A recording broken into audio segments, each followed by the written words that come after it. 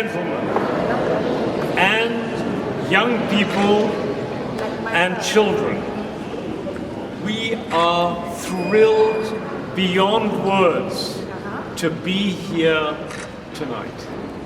We have come 12,873 kilometers from Boston to be here.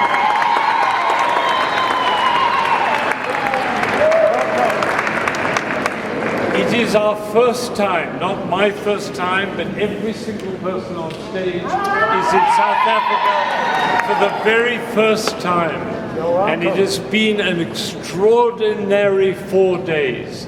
You cannot imagine how much we've gained and learnt and given and experienced in these 4 amazing days. Yesterday, the field day with the bands, and today at the Morris, I can't remember the other name. Yeah, that's right. The beautiful school. We had the most fabulous times. And what we discovered is that black people and white people belong together.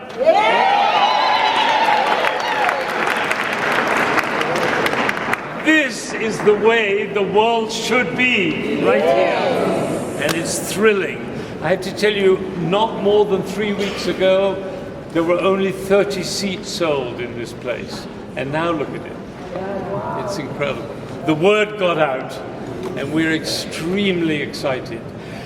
What you are about to hear is probably the grandest thing that has ever happened in this space. It is the Mahler Resurrection Symphony. It's gigantic in size and in conception. It has not been played in the Johannesburg area for more than 40 years. It's a very rare event, partly because it takes an enormous number of participants. The orchestra consists of 112 musicians, 9 horns, 10 trumpets, percussion, organ, 2 soloists, choir, and a huge string section and winds, all on the stage. All here just for you.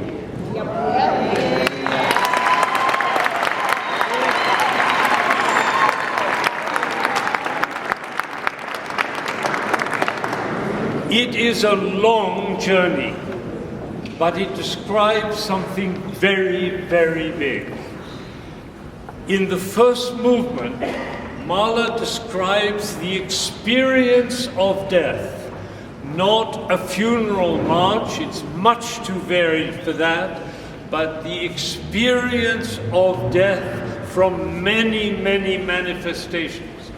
Mahler was familiar with death. 8 of his brothers and sisters died while he was a child. He watched one coffin being taken out of the house after another. So he was familiar with death as a part of the furniture and part of life.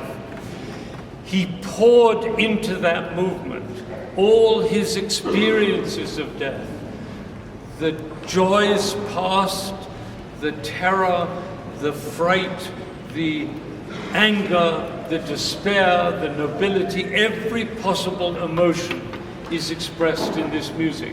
Mahler said a symphony has to contain everything. So what I recommend is, if you have any relationship with death yourself, bring that experience to the listening of the music and feel it as if it was yours. That's what Mahler intended. He was not writing something for a museum, he was writing something for the beating heart of the people playing and the people listening. And so all of you are invited.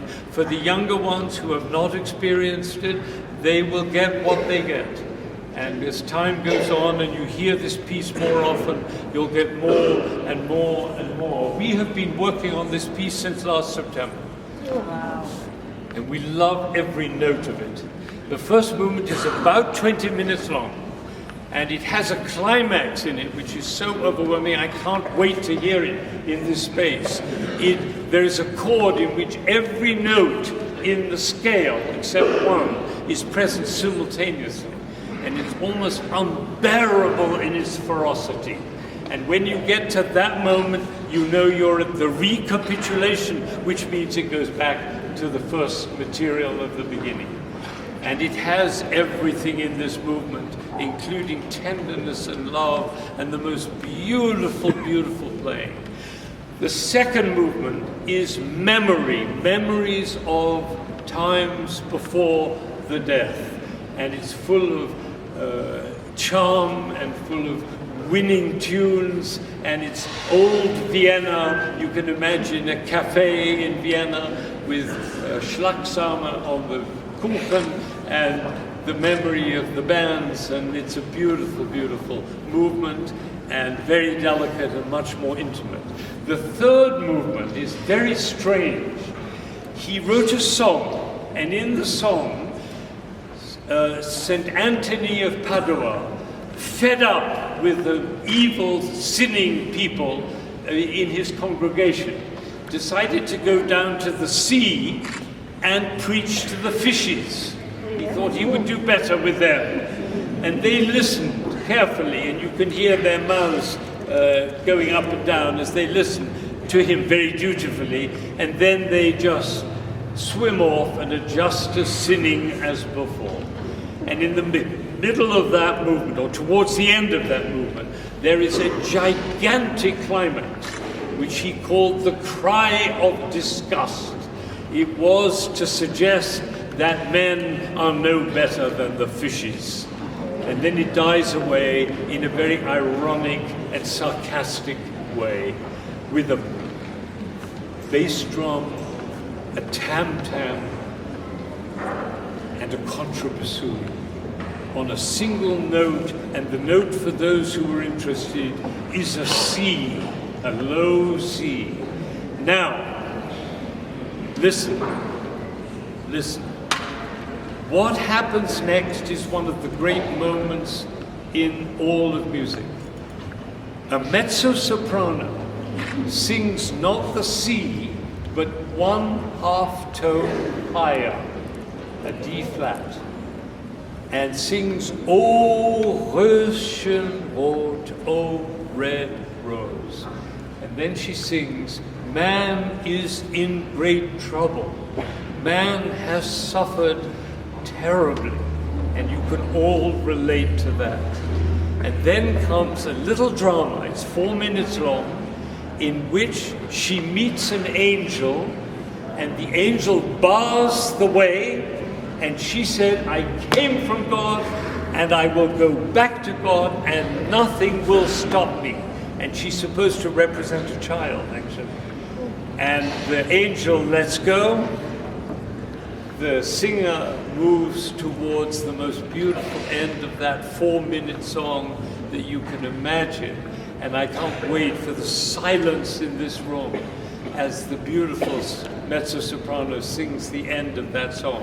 And then comes a violent outburst. And what happens next is totally stunning.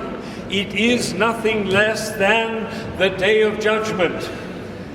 A good place to do it. And what Mahler does is simply outrageous. He creates the end of the world, and he does it by many means, the most dramatic of which, and startling, is that the graves open with the loudest crescendo ever created by mankind in every drum on the stage, and it gets louder and louder and louder, and then there is a march of the dead souls who come out of the graves. And at that moment, the choir, which is sitting over there, will act the dead souls and move up to the stage because there's not enough room for them to sit for the whole piece.